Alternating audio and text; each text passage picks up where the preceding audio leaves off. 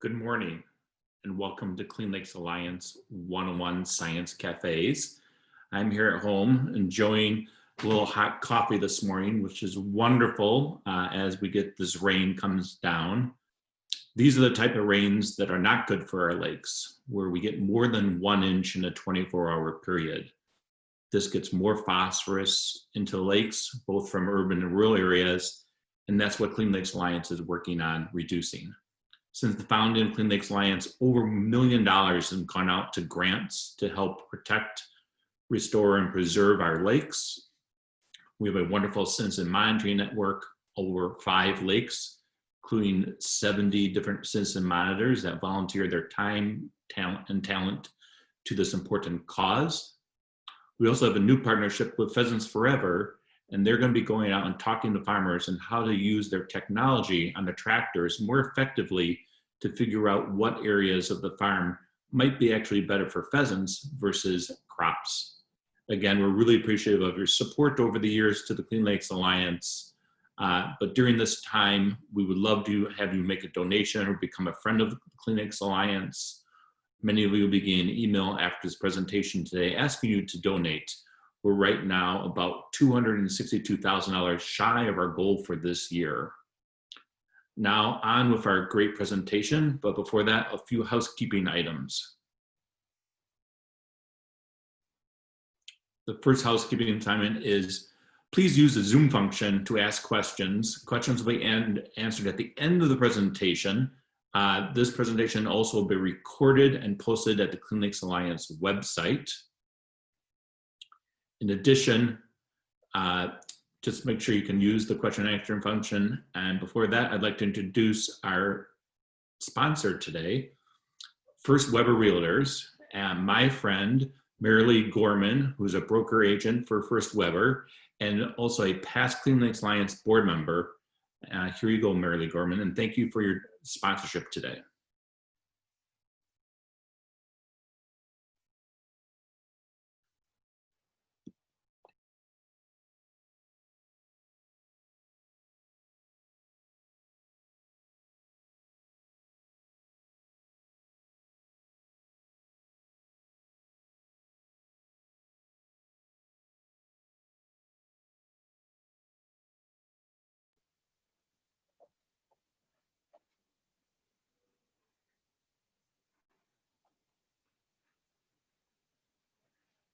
Good morning, everyone.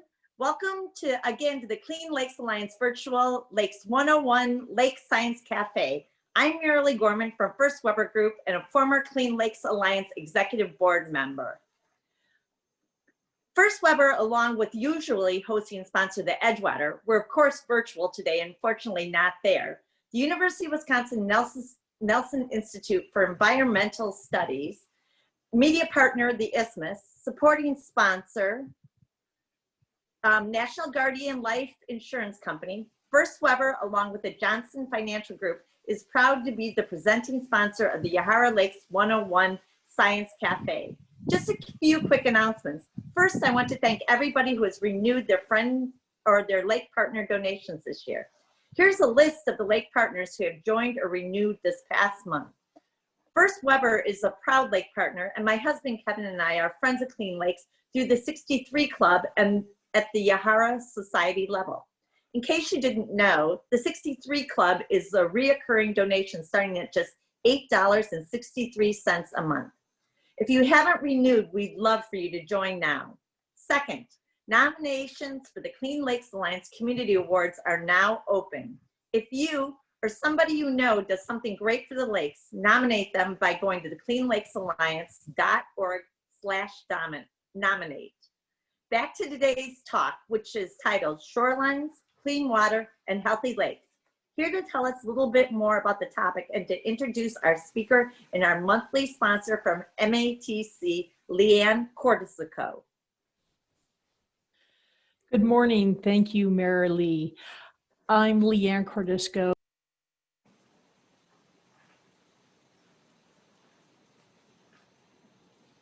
Hang on a second. Okay, let me try that again. I got a message that I was muted. So Again, thank you, Marilee. I'm Leanne Cordisco from Madison College, and we at the college are happy to support this month's Yahara Lakes 101 Lake Science Cafe. If you're here today, you are likely to be a lifelong learner. Madison College's School of Professional and Continuing Education offers many free online classes across a large range of topics for curious minds. We are currently developing a spring 2021 offering series, which will include courses that support the Clean Lakes Alliance Top 10 Ways to Support Your Lakes at Home initiative. So take a look at our calendar at madisoncollege.edu/continuing education. Now on to our program. Natural shorelines and native plants provide significant benefits to our lakes and rivers.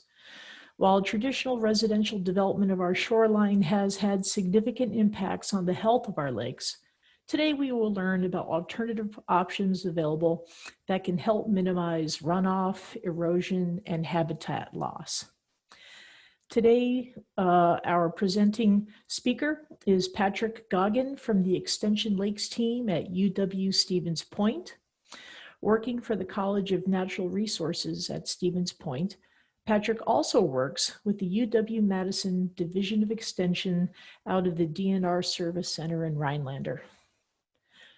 Patrick's passions include helping lake organizations with their community goals, sharing lake management tools and resources for aquatic ecosystems, and aiding people in gaining a better understanding and appreciation for Wisconsin's natural lake shores. Please welcome Patrick Goggin. Well, thank you very much.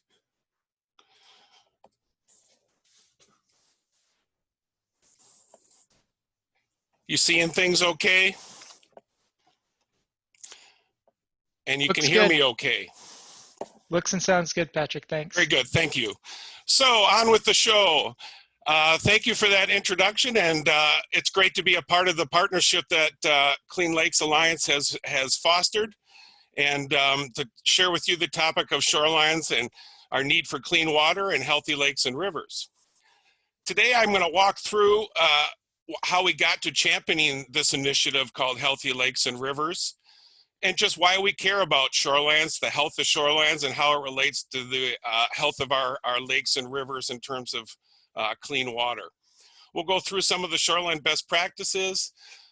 I'll also spend some time in the beginning just sharing attributes that we see in an intact shoreline system to give us a sense for what should we be looking for, what kind of things are happening when we have a healthy, stable shoreline system. Then we'll talk through the challenge that has come with unsound development.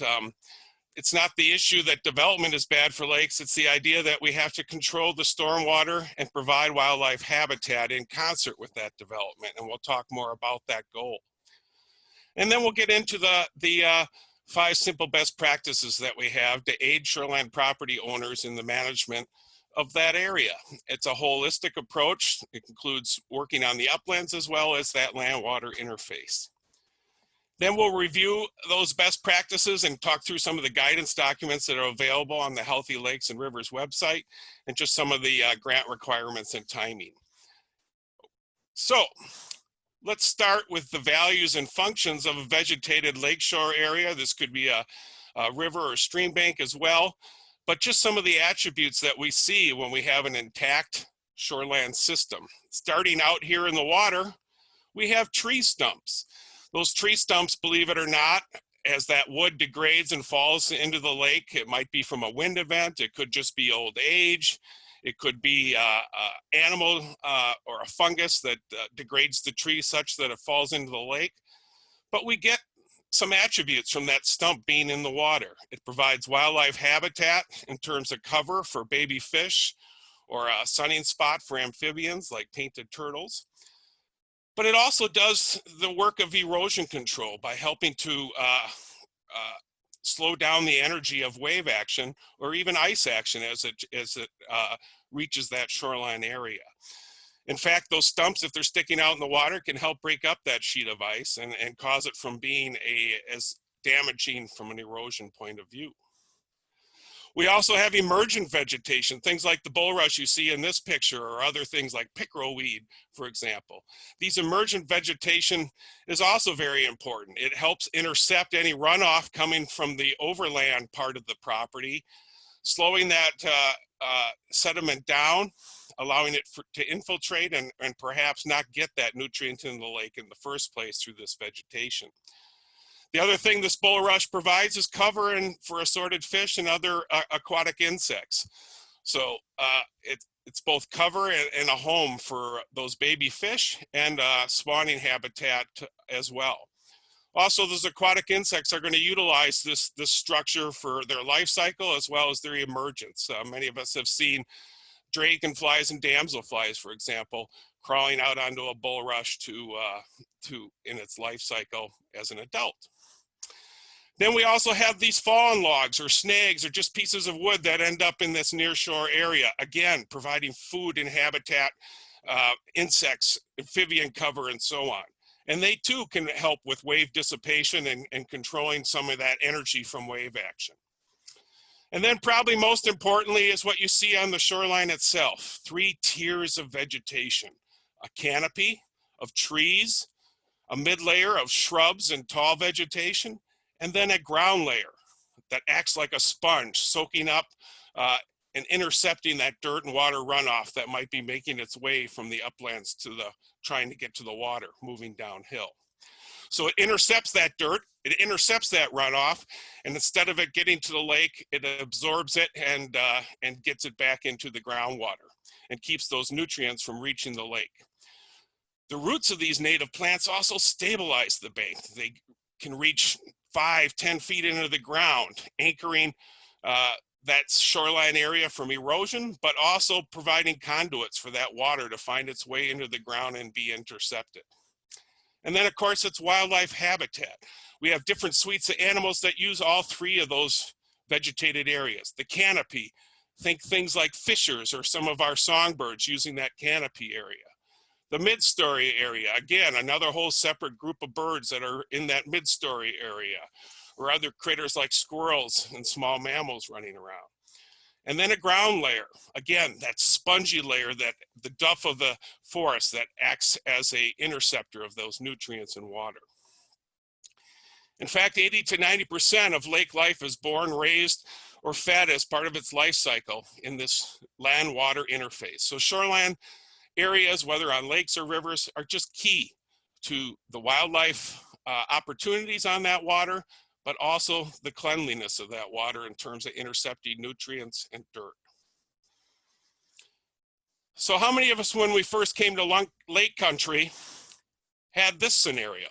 An 800 or 900 square foot, one or maybe, if we're lucky, 2-bedroom cabin. No driveway. If there was a driveway, it was probably just gravel to the little cabin. Maybe we had a little outhouse kind of deal. But the impact of these cabins on our lake shores and river systems across the state wasn't too bad. A little sediment coming off this site, but overall, we left the vegetation around these cabins, and for the most part, they didn't impact the lake in terms of nutrients and dirt runoff. However, fast forward to the post-war era, when we started to get the ability to buy second homes on lakes and rivers, and we did so. And a lot of us moved from that 800 to 900 square foot cabin to larger structures like the one you see here. And the challenge that comes with sometimes with these larger structures are these hard surfaces like this rooftop you see here, the driveway behind it that's paved, maybe the garage as well. All of these paved areas or impervious surfaces, don't let that water soak back into the ground. Don't allow those nutrients to soak back into the ground. Instead, they act as a conduit, oftentimes sending that water downhill and making its way to the lake or river. This diagram here tells the story in terms of runoff volume, the amount of phosphorus coming off these 2 different kinds of development sites, and the sediment that's coming off these lots. In this middle picture here, this is our little 800 square foot cabin. We really didn't have a change in runoff or phosphorus with that cabin. The one thing we do get from that, the imprint of that cabin is a little sediment pulse. So 4 times as much sediment is coming off our cabin site than what we would see in a natural shoreline scenario on the left here.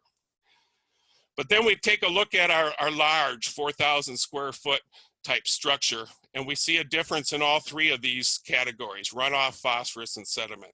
We get a 5 times as much runoff. That's the water from precipitation rolling across our uplands down towards the lake. Instead of it finding its way back into the ground, it's carrying those nutrients and dirt down to the lake.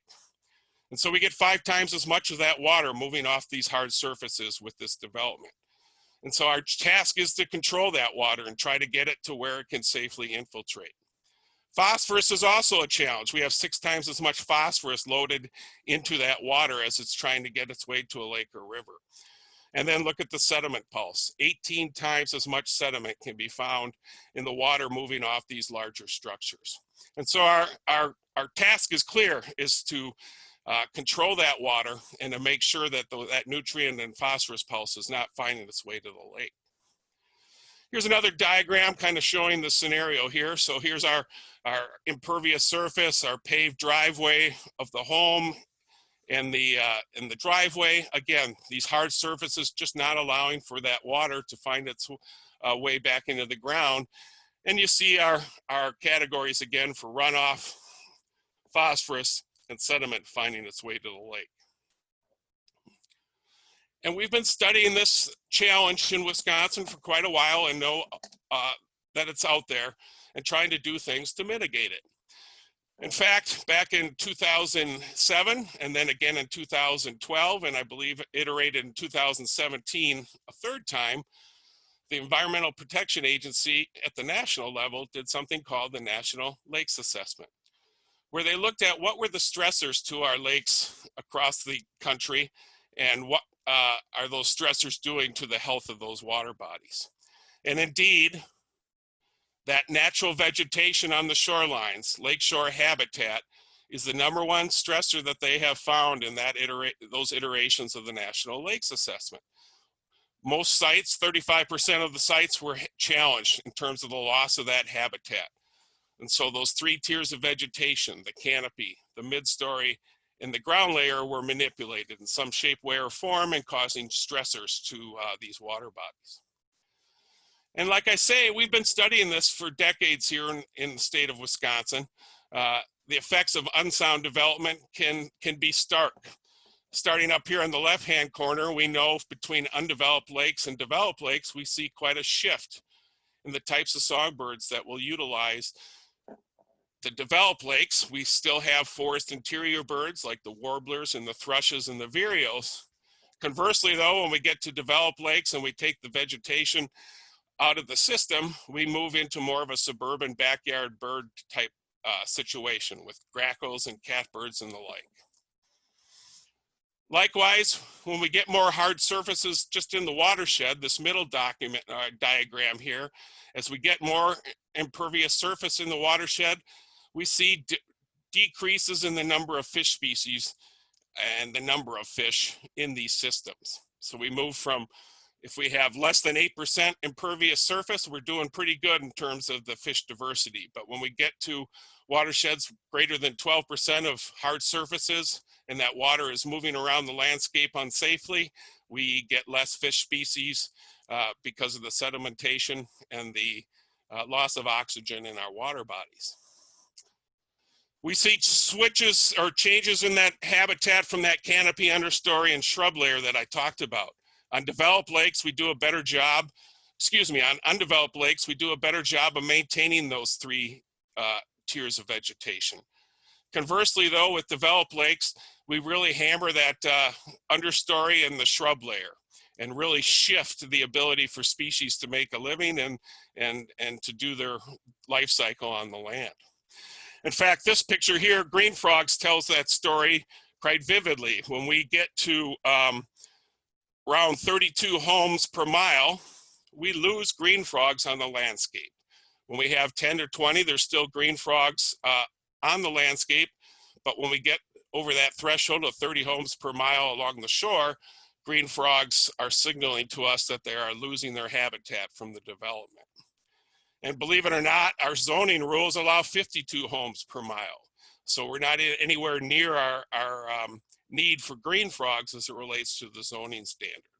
So it really behooves our shoreland property owners to help alleviate that stormwater challenge, as well as the challenge around habitat.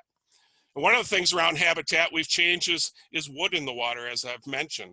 This is a picture of a low water time on a Vilas County lake, and we can see on lakes where we have wood recruitment from wind events or fire or other type events, that wood naturally falls into lakes over decades. And we can get anywhere from 500 to 600 pieces of wood through the as we walk a mile of shoreline. So quite a bit of wood. If we look at our Madison area lakes, I think we'll see that the wood is not quite of the same ilk, and we could do better. And speaking of doing better, Healthy Lakes and Rivers is a 5-year-old program, a newer wrinkle to our surface water grant program with the Wisconsin Department of Natural Resources. It took a year to develop, working with assorted partners across the state, with the idea of trying to create simple first steps that landowners can take to help make healthier lakes and rivers. The goal is to protect and improve the health of lakes and rivers around Wisconsin through a voluntary approach, working with shoreline property owners on habitat restoration and controlling this runoff and erosion challenge that comes with stormwater. And we've divided the lakeshore property into 3 zones. We have an in-lake zone, a transition zone, or what you may refer to as the buffer zone, going 35 feet back. And then really important is the upland zone. All 3 of these in concert as a shoreline property owner influence the way water is moving around our property and the habitat that critters need. Best management practices for surface water are available through other surface water grant programs as well. There's all sorts of activities going on there. I'm just going to take you through the Healthy Lakes and Rivers part of things. Just to warn that Healthy Lakes and Rivers isn't necessarily right for every situation we find on a shoreland. For example, if we have slopes over 20%, that really gets beyond the capacity of these 5 simple best practices I'll talk about. So the idea here is some of these complex sites might need different kinds of solutions for stormwater or erosion control. But one of the tools on the Healthy Lakes and Rivers website is this Managing Runoff for Healthy Lakes Practices that walks you through what to be looking for on your site and begin to understand what you're seeing on your shoreline property and which of the best practices might make sense given what you're seeing with your site conditions. But just know that from a Healthy Lakes and Rivers point of view, not every project might be suitable. So a situation like this up in Vilas County where we had a gully washer storm event, James mentioned we're getting more and more of these 5-6 inch rain events. This might be a little beyond the pale for what Healthy Lakes and Rivers can offer. However, our land and water conservation departments, as well as other partners, are out there to help with projects like this as well. And so the Healthy Lakes and Rivers works both on lakes and river systems. And so eligibility is within 1,000 feet of a lake or 300 feet of a river. And so rivers is a newer component that was added to the Healthy Lakes grant option just recently. And then for each of the 5 best practices, we have some tools on the Healthy Lakes and Rivers website to walk you through what those best practices involve, how to do a good project, what's involved with installation, and how we begin to move towards creating good projects. We have a statewide action plan that kind of lists out as a Healthy Lakes and Rivers team, working with communities across the state of Wisconsin, trying to advance the goals of creating wildlife habitat and dealing with stormwater. There's a fact sheet for each one of the best practices. What the fact sheet goes through is some of the maintenance, the costs, the materials, and just how to build the best practice that you're looking at. And then there's also what we call companion documents or technical guidance that goes with each of the 5 best practices. And within that guide, you'll see specific instructions on how to work in the case of fish sticks with your local fish manager, in sighting those fish sticks and working through doing a good fish sticks project. Here's a lay of the land, our 3 zones on our shoreland management property, and where each of our 5 best practices for healthy lakes and rivers falls on the landscape. So beginning down here in the water, in the in-water zone, we have fish sticks. In the transition zone is the 2nd best practice, native plantings, the 350 square foot. And then we have in the upland area, our 3 water conservation tools, a water diversion or water bar, a rock infiltration, and rain gardens, all 3 tools used to deal with that stormwater. One of the ways Healthy Lakes and Rivers is hitting the ground and functioning and being successful is through local champions like your Clean Lakes Alliance folks here. Basically, those local champions help organize property owners who might be interested in doing a best practice and helping them connect to the grant that's available to lake and river groups across the state. And so local champions working together with DNR partners and others are the way these projects are hitting the streets. You can use some of the resources on our Healthy Lakes and Rivers website. Choosing that best practice document is a great place to start. Sitting down with your lake and river DNR biologist in September, if it's a first-time project, is a good idea just to begin to talk through what you're thinking about and how the grant works. And beginning to work on the initial design for some of those projects. Susan Graham is your wonderful DNR lake and river biologist. Kurt is your environmental grant specialist. The environmental grant specialist handle the finance part of things. There's actually a finance and administration fact sheet on the Healthy Lakes and Rivers website that takes you through a lot of those things. And then also be aware that area, county, land, and water conservation departments have staff and resources that can be brought to bear to help you with both the technical information as well as perhaps helping you sponsor one of these grants down the road. And then you also have your Clean Lakes Alliance team who's working on these issues. So let's get into the best practices. This first one is the fish sticks best practice. And basically, the time of year we're able to move these large pieces of wood around is in winter time. And so what fish sticks is 3 to 5 large trees. We're talking 20, 30, 40-foot pieces of freshly cut trees outside of the buffer area that are brought via pickup trucks or skid steers or other tools onto the lake bed. And then they're laid perpendicular to the shore and tethered using a duckbill anchor system to an existing tree on the shoreline. And then when spring comes along and the ice melts, that wood finds its way down into the lake bed and creates the fish habitat known as fish sticks.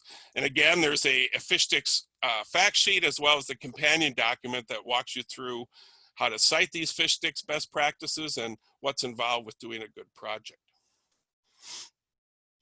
The second best practice is native plantings. They're 350 square feet, so it has to be at least 10 feet wide, but you can shape it the way you need to fit it on your property, and it has to be at least 350 total square feet. The idea is we did a little smaller planting than some of the other DADCAP and other tools that are out there for native plantings. This is a little smaller, again, a first step in moving in the direction of creating wildlife habitat on your shore. Depending on where you are in the state, fencing might be required. We're working in this part of the shoreland property, again, the transition zone or buffer area where that land and water meet, right at that fringe of the land-water interface. And so you'll see there's different ways we can shape it. It could be 10 feet by 35 feet along the shore.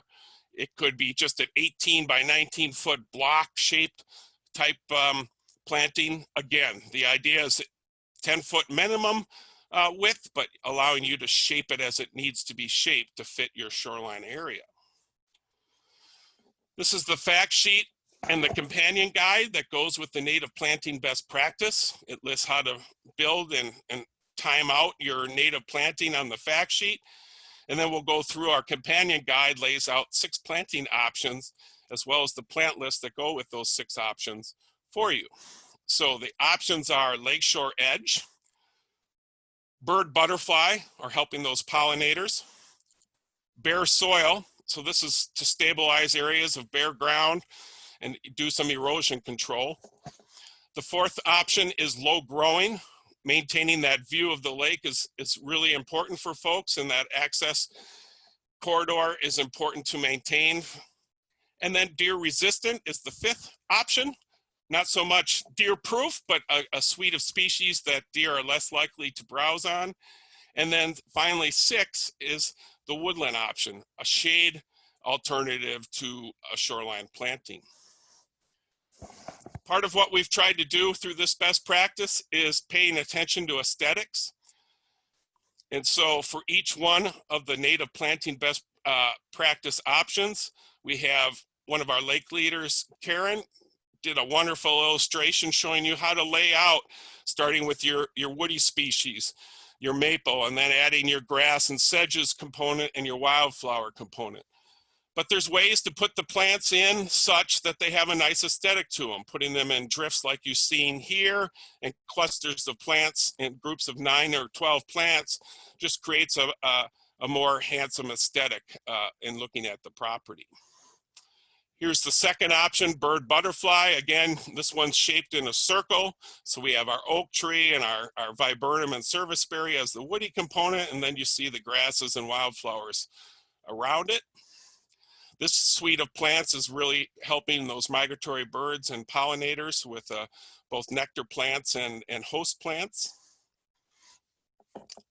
The 3rd option, bare soil, is getting us to help with that erosion control challenge. And again, just shows you how maybe we sneak this in the corner of our property here. So here's our property line, here's the lake, and here's the corner maybe we sneak it into.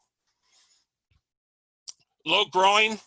One of the challenges that can come with grass up to the edge of our lakes and rivers is unwanted visitors in the form of geese and mergansers. The geese can poop up to 5 pounds a week, causing problems with fecal coliform or just dirty water in general that's unsafe for swimming. And then mergansers are a challenge in different parts of the state because they are often a part of the swimmer's itch challenge. And so if we can deter those species from visiting our shoreline through having a little planting on the shore with stiff woody vegetation in the form of low-growing shrubs at that land-water interface, things like spireas or sweet gale or blueberries, they can deter those geese and mergansers from coming up on shore. And then here's the deer-resistant one. Not so much deer-proof, but again, a suite of species that some of our browsers are less likely to chow on. And then here's our shade example.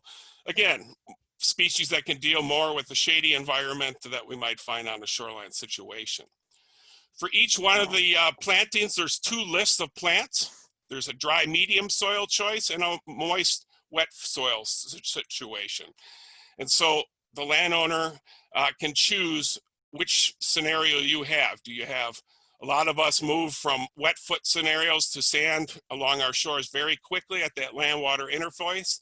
In those cases, the dry medium soil would be a better choice. Others of us have still wet feet situations at our shoreline. So you would choose the wet and moist soil. Again, for each one of these best practices, they follow the state standard of shoreline habitat with a woody component, grass and sedge component, and a wildflower component. The plant lists you see in those lists are really workhorse species. They have a wide range of ecological settings and climatic conditions that they can deal with. They spread well and have root structures like we've talked about that get down into the ground and anchor that vegetation. And they do a good job of providing wildlife habitat and shelter for different species. One of the guides out there that helps you with this is called Plants for Stormwater Design by Dan Shaw and Rusty Schmidt, that has a great layout by different zones. So starts out in the water with that zone and moves towards the upland and divides the landscape into those different zones and gives you a plant list with each one of those zones. So if you're looking for more information on creating a plant list, check out the Shaw book.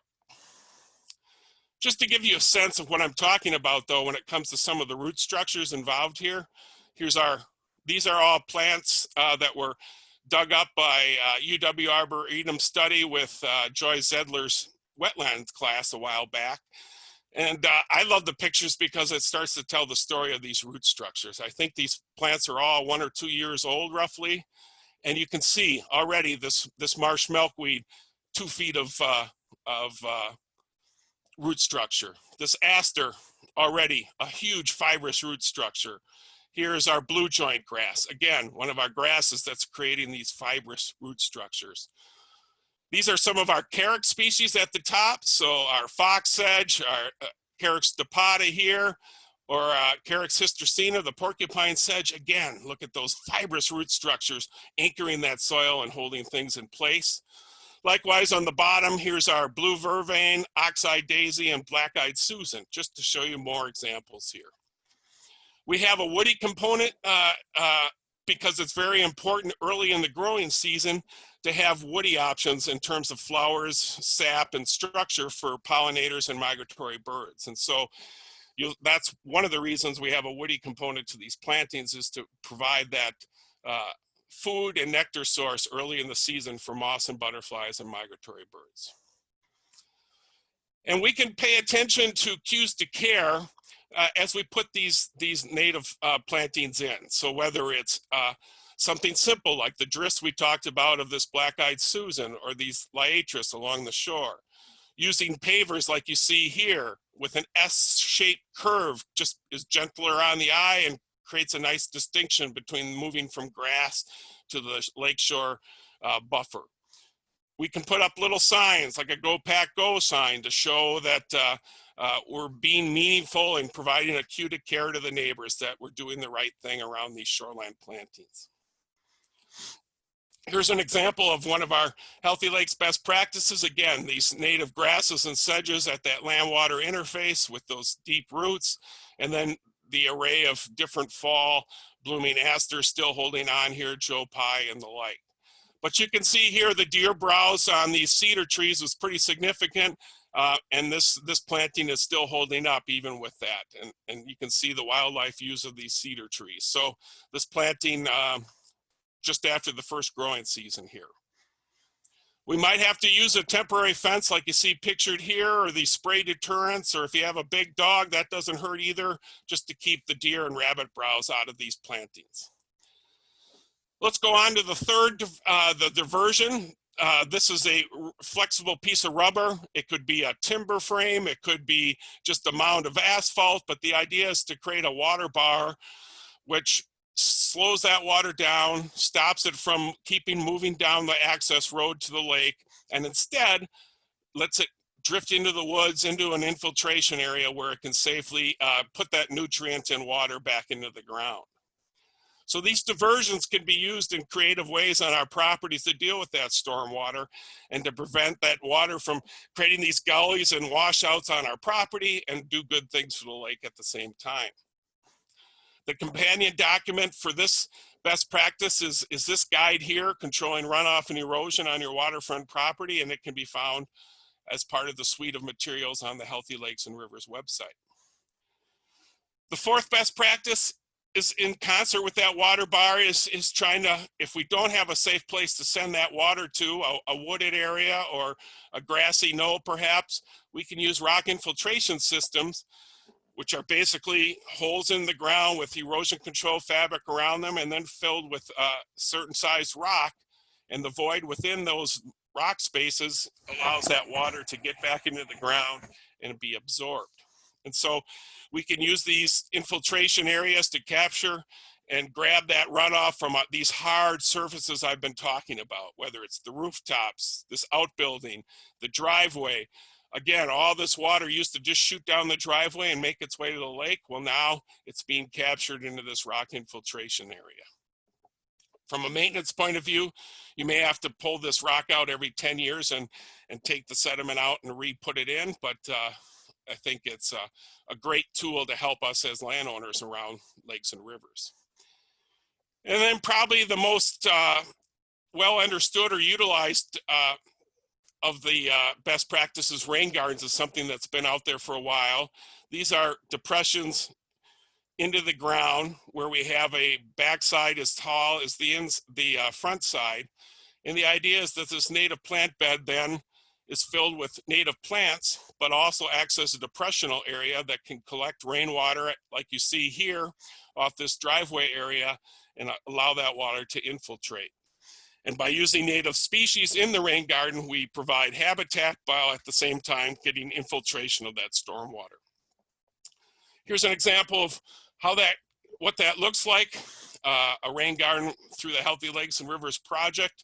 Again, the water's coming in this way. The back side of this berm is the same height as the front side, and a suite of native plants like the columbine and the great blue lobelia and geranium and so forth that all come together to help provide habitat. And so this freshly planted rain garden will grow in time and become a nice source of habitat for pollinators. There's 2 guides out there to help you walk through the rain garden best practice. The old rain garden how-to manual and the updated rain garden manual on the right. They both have good information in them, and the rain garden manual can be found on the Healthy Lakes and Rivers website. In case you want more information on some of these best practices, here are some other webinars that are out there. This one with Midwest Glacial Lakes Partnership talks through the woody habitat science and restoration of those fish sticks.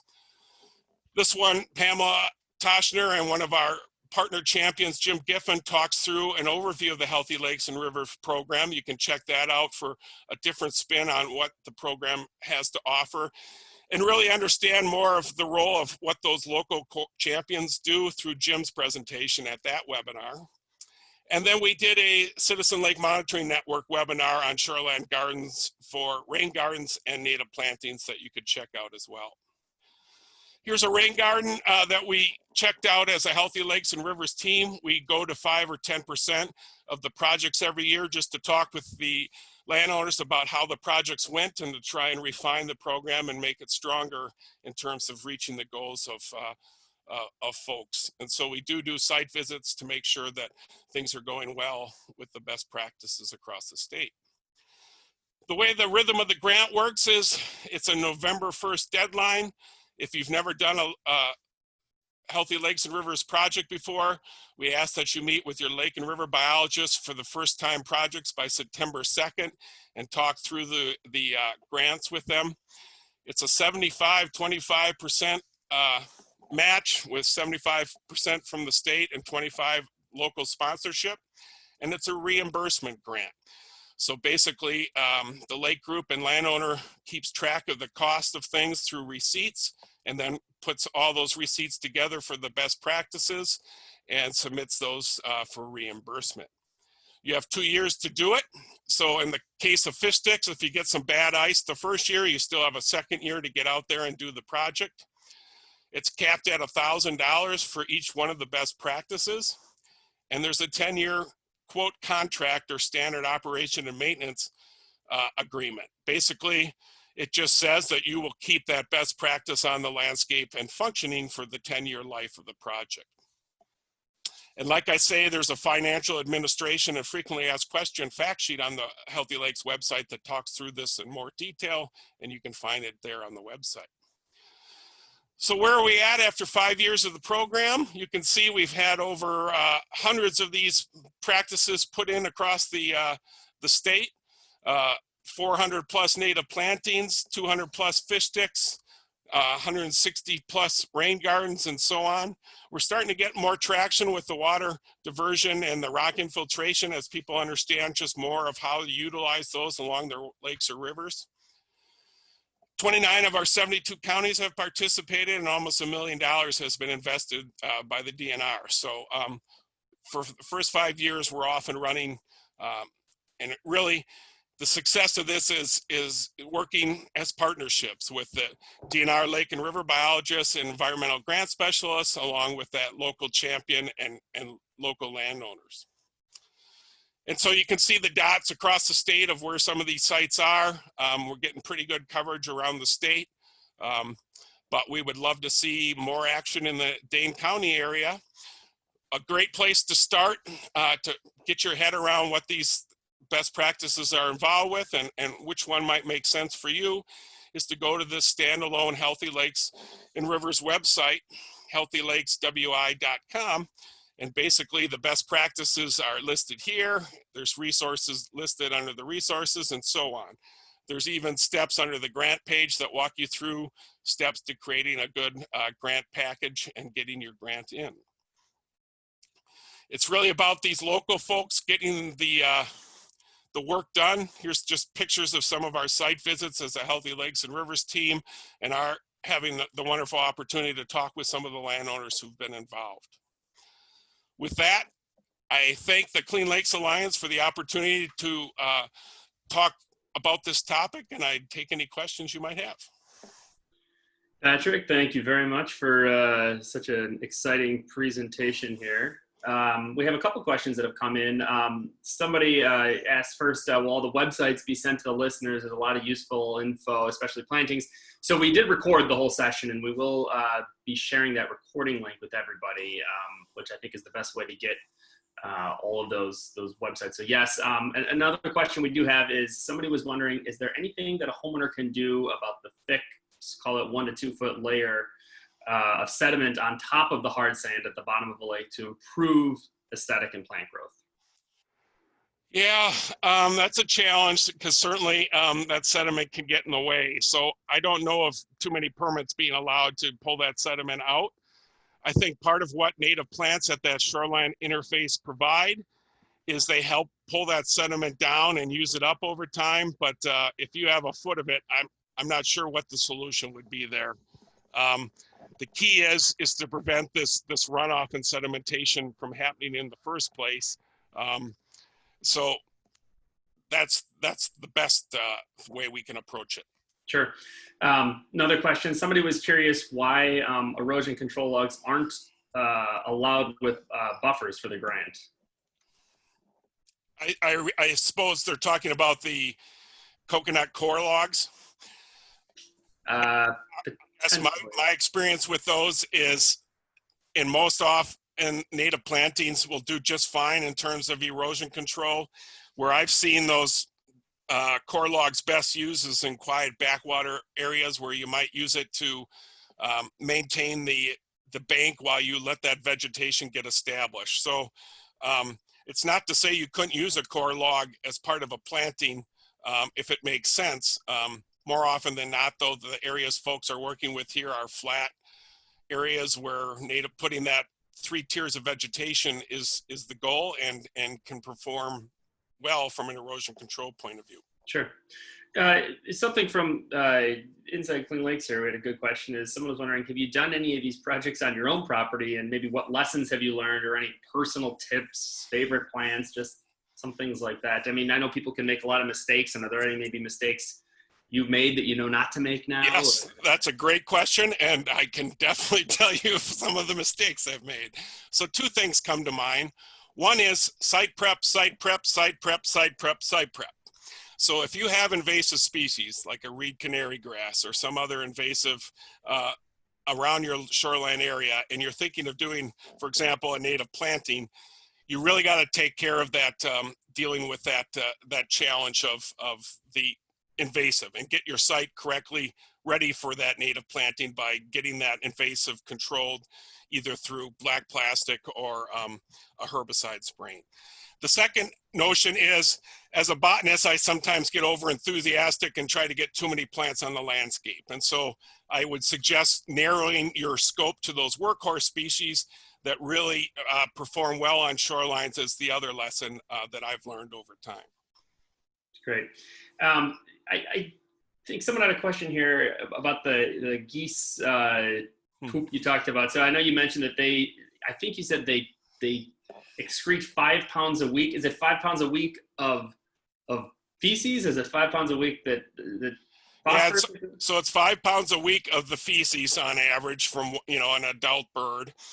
And that feces carries with it just harmful bacteria. And so as they're moving around that land-water interface, if we're trying to swim in that area, we can get sick. And many of us maybe who frequent the beaches around the Madison area know that sometimes we get beaches closed because of seagulls or other waterfowl in that area, like geese, defecating in the water and causing challenges. So deterring them and keeping them off the shoreline through native vegetation at that land-water interface can keep that challenge controlled. My parents were very specific about picking up the goose before I went into the lake I grew up on. And it was my little brother's job. And one time he was sick. My sister and I wouldn't let him get out of it. We rubber banded his gloves to his wrists and made him. So, how detrimental it can be to the lake. That approach can work too. But, hey, that was a little big brother, little brother stuff. But we were pretty emphatic about keeping it off of the shoreline. Someone was curious, are the plants in the companion guide the only natives that can be covered by the grant, or are other natives, can they also be covered by the grant? Yeah, so recognize that with the native plant guide, we had to cover the state. So you are allowed to do substitutes to the plants you'll see in the options listed in the native plant guide. What we ask you to do, though, is to keep like plants with your substitutions. So if you take a fall blooming aster out, let's put a fall blooming aster back in. If we take a grass or sedge out, I want you to put a grass or sedge back in that's native to the area. So you can certainly email me with substitutions, but you'll see that we allow for substitutions using your local plants as needed. Sure. Someone asked this, and I think, we have some resources on our website too, but they were curious if, there's consultants available to actually visit home sites to advise how to improve sites. Does Extension have stuff like this? I'm pretty sure the county has some resources for that. Yeah, counties often carry a list of the folks they've worked with on conservation best practice installation over the years. So consulting your land and water zoning shop for that list is one place to look. And then on the Healthy Lakes and Rivers website under resources, you'll see a listing of native plant nurseries for Wisconsin, as well as restoration contractors for Wisconsin. And those listings are up to date and basically list out either nurseries you can work with to obtain the plants, as well as consultants who can help you install these projects. Sure. Someone had a kind of interesting question here. They talked about maybe off-lake development or using some natives off-lake. Here in Madison, most of our stormwater goes through pipes right into the lake. And one of the things we talk about at Clean Lakes Alliance is improving your land with rain gardens or rain barrels or anything you can do to kind of divert or hold that runoff. Any just insight into that or anything you want to add, as far as controlling that runoff, maybe if you don't live on the lake, but you're still in the watershed and your stormwater is going to make it to the lake eventually? Yeah, it's a great point, and it's certainly germane to our challenge here around clean lakes and rivers. And so I would encourage all 5 of these best practices can be utilized. I use them on my own property. I live away from water. And so native plantings or controlling the stormwater on your site if it's off water still has the same benefits in terms of what doing the same work on nearshore properties does. So the challenge is trying to find grant money to do that. So I would love to see Healthy Lakes and Rivers get to where we're sponsoring these projects out into the watershed beyond riparians. I'm not sure how we'll get there. We've talked about it as a Healthy Lakes and Rivers team, but maybe that's something we can grow into. So certainly encourage people to use the best practices. I even forgot to say, one of the approaches with the website is, not everyone wants to work with a grant. And so you can just take the technical information from the fact sheets and the companion guides and do it yourself. And so that right now is probably the best alternative for people who live outside and aren't riparians and somewhere else in the watershed and can do these best practices. What about, as people maybe start to undertake this, how much of it is just almost a continuous process? So you're not going to maybe just plant these natives and then, okay, we're good, we're done. How much of shoreline management, I guess, is just always an ongoing thing. Like if you're managing a good shoreline, it's not something that just happens once and done. It's almost like, any perennials you have, you're going to have to attend to them, right, throughout the course of their life. And we're going to deal with succession too, right? So as we put those young woody plants in, they're going to get to be bigger trees in 10 or 20 years is the idea. And so the suite of species we put in today might shift a little bit as the shade comes in from those maturing woody plants, or just that native planting begins to take hold on the shore. Management will be involved with keeping invasive species out of that planting as it matures over time. Other maintenance that's involved, if we want to keep those plantings in nice drifts and keep them looking aesthetically pleasing, there's maintenance involved with, sometimes you get one plant trying to jump over into a drift of another plant. Well, that requires maintenance to keep it looking nice. So there is going to be some successional shift over time, and you will have management changes with that native planting over time. We suggest that folks just work with that planting as best they can to keep it healthy. Sure. We've got about 4 minutes left. We're going to try to fire through a few more questions here. Somebody was wondering, do you recommend starting from seed or using plugs, or maybe buying potted plants from local nurseries? Are there pros and cons of each? Is there maybe a best course? Or? Yep, good question. More often than not for these shoreline projects, it's native plugs and bigger containers that are utilized. So in the case of woodies, it might be woody plants, it might be 2 gallon to 10 gallon size, even 15 gallon size plants, pots. Seeding can work on shorelines. A couple challenges with seeding. One is just keeping the seed in place while that seed is taking hold. Flat sites can work, and you can use 50% cover net-free type products to keep the seed hugged to the soil surface, because that's really the key with seeding, is getting that seed well touched to the soil surface so that it germinates, and then watering it well. So I haven't had tons of experience with seeding projects. More often than not in the world of shoreline restoration, it's working with plug materials. And I'm going to try to get through 2 more here, a couple of really good ones. Someone was wondering, any recommendations you would provide for sort of softening riprap, or maybe growing plants within the riprap? Any? Yeah, if you Google Minnesota Restore Your Shore and that topic, they have a page that talks about using 2 things: live stakes, so things like native willows and native dogwoods. You cut about a 2-foot stake and punch it into the riprap, and making sure that you get that live stake down into the soil. And then sometimes if there's some organic matter in the voids of the rock, you might be able to sneak a sedge or a grass in there too. But what I suggest is people plant above the rock riprap, and then you can use things like drifting clematis or other native vines to go down over the top of the rock from the top as well. So that's another thought. Great. One last one. This is, I think, a little more philosophical or maybe opinion, but an interesting question. In the city, at least in Madison here, should rain gardens be around all the drains, like at least near all the drains? Would that be a step in the right direction, or is it maybe more important just to have them on your own property versus at the last point of defense, like right in front of the I store? think they could be utilized everywhere on that urban landscape that you can fit them. Some of the Blue Thumb project in the Twin Cities area comes to mind, where they're really trying to get rain gardens throughout the urban area to intercept this stormwater. And so I consider both alternatives: getting it on that local lot, if you can squeeze it in on your urban lot, a little rain garden, as well as wherever the outlets might be, trying to absorb it one last time before it moves downhill. Great. Well, we are at 9 o'clock here. I want to thank Patrick for a really interesting presentation on this cold, rainy September morning. Fall came with a thud. I mean, I guess at least we're not in Denver where it's snowing, so take the good with the bad. But thanks to everybody who joined us. Again, we will send out a link to watch this presentation, everything you heard today, so you'll be able to watch that via video again.